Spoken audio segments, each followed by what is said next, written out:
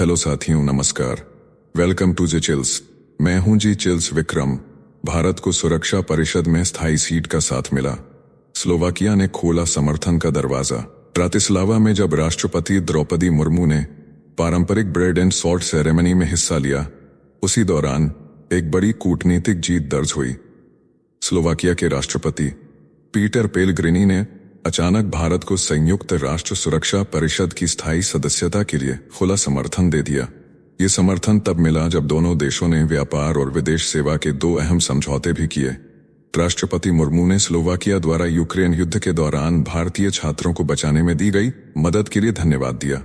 दोनों नेताओं ने लोकतंत्र, वैश्विक शांति और क्षेत्रीय स्थिरता पर साझा दृष्टिकोण को दोहराया। नेक्स्ट खबर।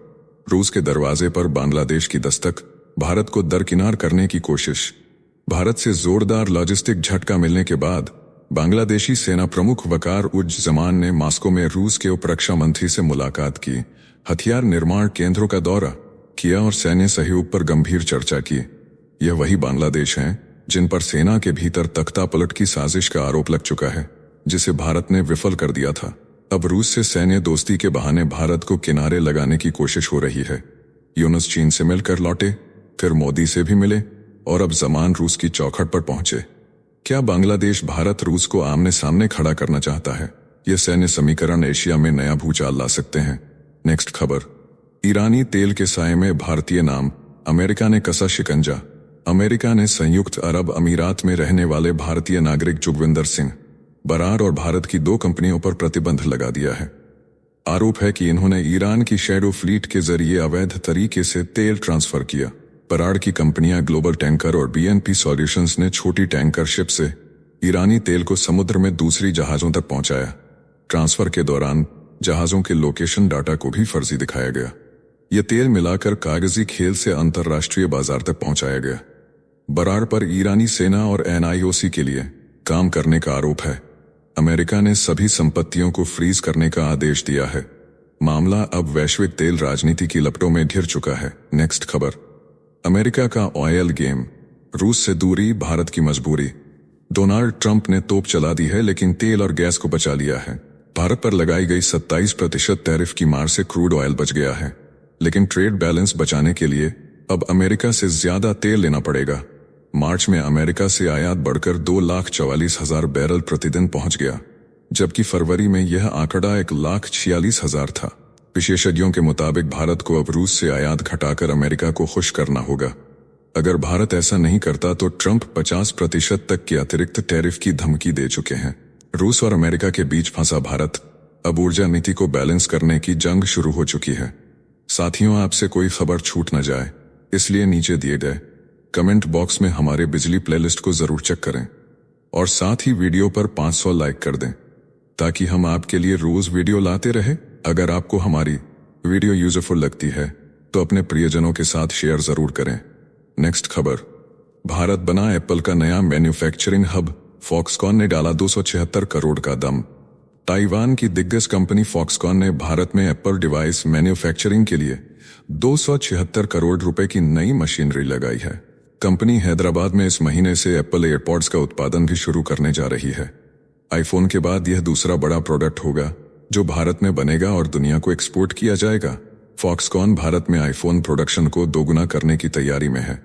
इस बीच एनवाईटी राष्ट्रपति डोनाल्ड ट्रंप ने भारत पर टैरिफ लगाने की घोषणा कर दी है, लेकिन भारत ने बता दिया अब दुनिया के लिए वह सिर्फ बाजार नहीं बल्कि मेगा मैन्युफैक्चरिंग पावर है। नेक्स्ट खबर। ध्रुव हेलीकॉप्टर की गिरती साख, शक के घेरे में फ्रेंच कंपनी सफरान। भारतीय सेना ने पूरे एएलएच ध्रुव बिरडे को कर दिया ग्राउंडेड। लगातार हादसों ने उड़ाई जांच का रुख अब गया है शक्ति इंजन की ओर, जो सफरान और एचएएल की साझेदारी में बना था। 300 से ज्यादा ध्रुव सेना में तैनात हैं, लेकिन अब उनकी विश्वसनीयता पर सवाल खड़े हो गए हैं। ये वही इंजन है जो प्रचंड और रुद्र हेलीकॉप्टरों में भी लगाया गया है। हिमालय से कश्मीर तक मिशन प्रभावित हुए हैं। एचएएल और सफरान मिलकर खामियां सुधारने की कोशिश में जुटे हैं, लेकिन रक्षा विशेषज्ञ अब विदेशी साझेदारियों पर बड़ा सवाल उठा रहे हैं। नेक्स्ट खबर। पाकिस्तान चीन का JF-17 सौदा, उज्बेकिस्तान बना नया ग्राहक। उज्बेकिस्तान की वायुसेना जल्द ही पाकिस्तान और चीन के बनाए JF-17 फाइटर जेट को अपने बेड़े में शामिल कर सकती है। तालिबान से दूरी रखने वाले इस देश ने पाकिस्तान के साथ सौदे को लगभग अंतिम रूप दे दिया है।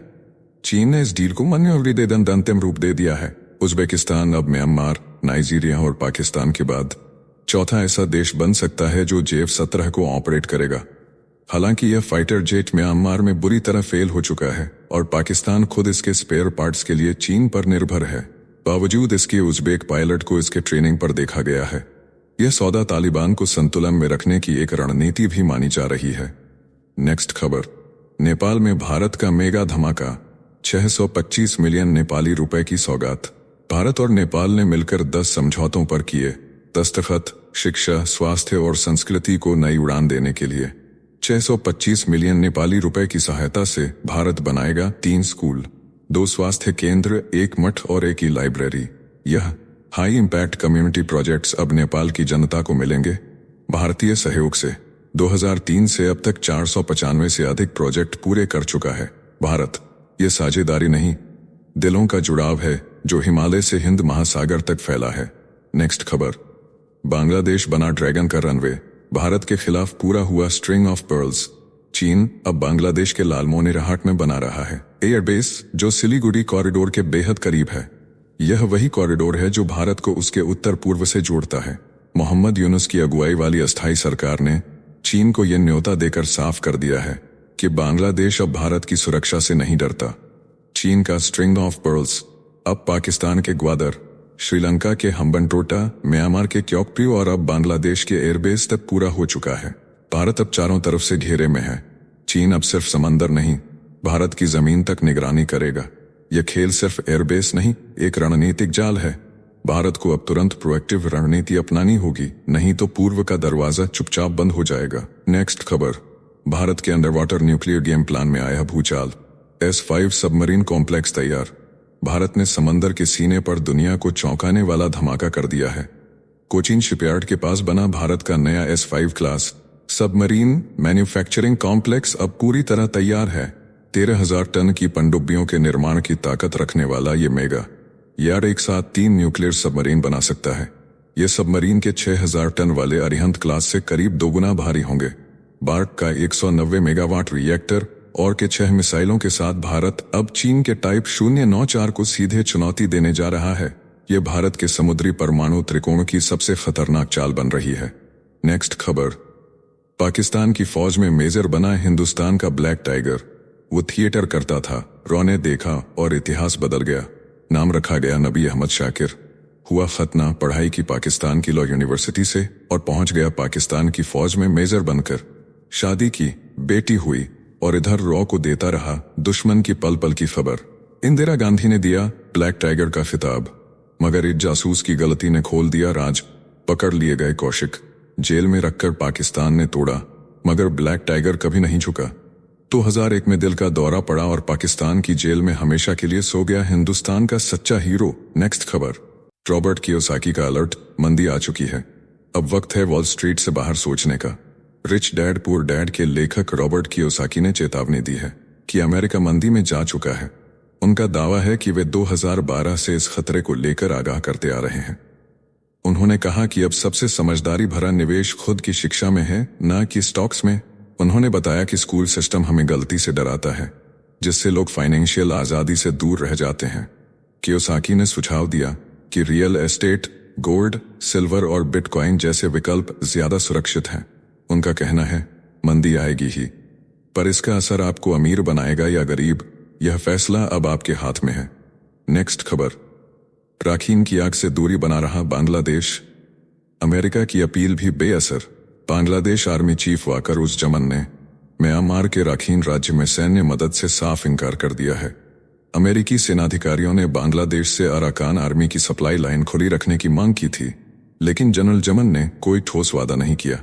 दूसरी ओर अमेरिका के राष्ट्रीय सुरक्षा सलाहकार ने भी रोहिंग्या मुद्दे पर बातचीत की, लेकिन बांग्लादेश ने सतर्कता दिखाई। म्यांमार में लगातार एयर स्ट्राइक, बमबारी और हमला जारी है, पर बांग्लादेश किसी भी जंग में घुसने को तैयार नहीं है। बांग्लादेश ने बता दिया वह अपनी सीमा की आग को बाहर नहीं आने देगा। नेक्स्ट खबर, जब भारतीय जगुआर ने हिला दी अमेरिकी सुपर पावर की नींव।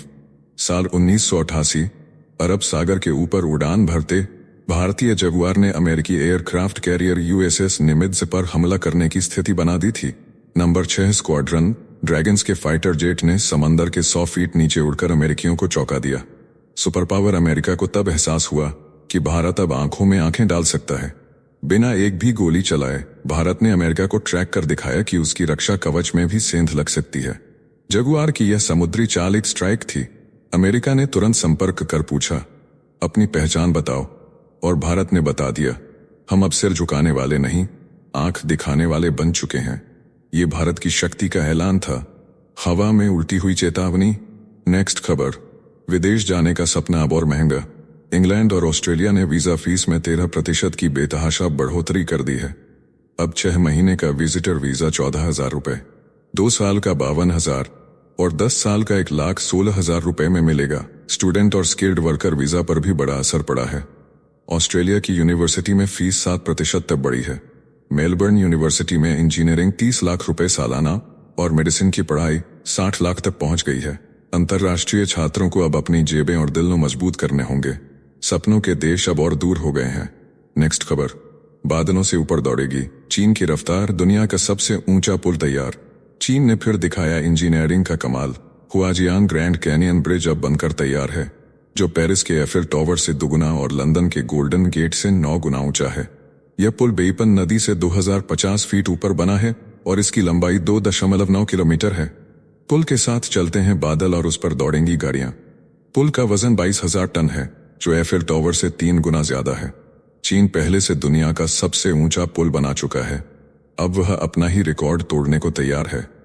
पुल खुलते ही 1 घंटे की दूरी 2 मिनट में तय होगी। ये सिर्फ पुल नहीं, चीन की बादलों पर लिखी गई एक नई ऊंचाई है। नेक्स्ट खबर, शापित जमीन पर नाचते विदेशी, अरब जगत ने मचा बवाल।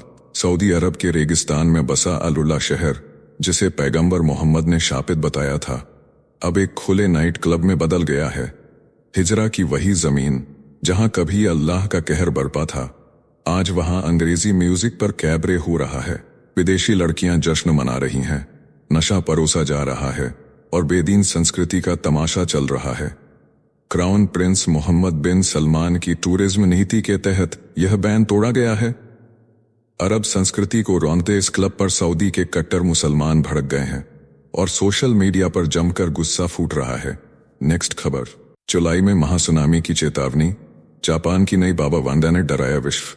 जापान की पूर्व मांगा आर्टिस्ट रियो तात्सुकी ने कर दी एक और खौफनाक भविष्यवाणी, जुलाई 2025 में समुद्र उबलेगा, बब्बल उठेंगे और उठेगी एक ऐसी सुनामी जो 2011 के तबाही को भी 3 गुना पीछे छोड़ देगी। जापान, ताइवान, फिलीपींस और इंडोनेशिया को घेरेगा तबाही का डायमंड एरिया। विशेषज्ञों ने चेताया, Japan ring of fire zone में है, जहां नानकाई ट्रफ कभी भी 30 मीटर ऊंची सुनामी ला सकता है। तात्सुकी की पुरानी भविष्यवाणियां पहले भी सच साबित हो चुकी हैं। अब दुनिया सहमी है, समुद्र की तरफ नजरें टिक चुकी हैं। नेक्स्ट खबर, इन्फोसिस वाला निकला बाइक टैक्सी वाला, बेंगलुरु की सड़कों पर चला प्रोडक्टिविटी राइड।